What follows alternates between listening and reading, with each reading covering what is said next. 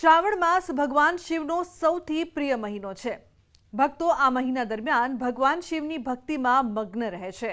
એક ધાર્મિક માન્યતા છે કે જો તમે આ મહિનામાં શિવલિંગ પર કેટલીક વિશેષ વસ્તુઓ ચઢાવો છો તો તમને ક્યારે પૈસાની અછતનો સામનો કરવો પડશે નહીં।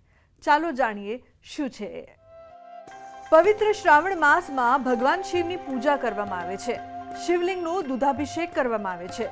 શિવલિંગ પર ગંગાજળ, ઘી, મધ વગેરે ચડાવવામાં આવે છે। એવું માનવામાં આવે છે કે ભગવાન શિવ દૂધ, ઘી, ગંગાજળ, મધ વગેરેથી ખૂબ જ પ્રસન્ન થાય છે અને પોતાના ભક્તો પર આશીર્વાદ વરસાવે છે। આ સિવાય અલગ અલગ વિસ્તારોમાં ભગવાન શિવની અલગ અલગ રીતે પૂજા કરવામાં આવે છે। શ્રાવણમાં શિવલિંગ પર બિલીપત્ર ચડાવવાનું ઘણું મહત્વ છે। બિલીપત્ર ભગવાન શિવને ખૂબ પ્રિય છે। તેને શિવલિંગ પર ચડાવવાથી શિવ ભક્તોની તમામ મનોકામનાઓ પૂર્ણ થાય છે। શિવ પુરાણ અનુસાર ભગવાન શિવને બિલીપત્ર સૌથી પ્રિય છે। શમીના પાન શિવલિંગ પર ચડાવવા પણ ખૂબ જ શુભ માનવામાં આવે છે। તેને ચડાવવાથી ભગવાન શિવ પ્રસન્ન થાય છે। એવું માનવામાં આવે છે કે શમીના છોડમાં શનિદેવનો વાસ છે, તેથી શિવલિંગ પર શમીના પાન ચડાવવાથી ભગવાન શિવની સાથે સાથે શનિદેવની પણ કૃપા પ્રાપ્ત થાય છે।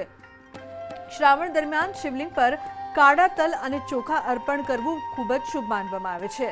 શિવલિંગ પર કાળા તલ ચડાવવાથી પિતૃદોષ શાંત થાય છે।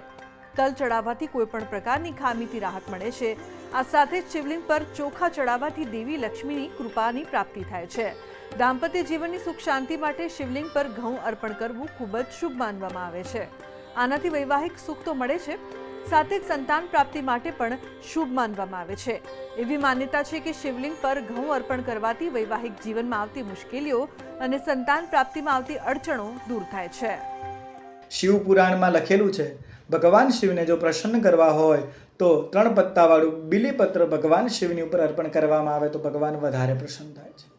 આગળ સમીનું વૃક્ષ, સમીના વૃક્ષમાં ભગવાન શનિદેવનો વાસ છે, તો એ સમીનું જે પાન છે એ પાન ભગવાન શિવની ઉપર અર્પણ કરવામાં આવે તો સર્વ પ્રકારની કષ્ટોમાંથી આપણને મુક્તિ મળે છે।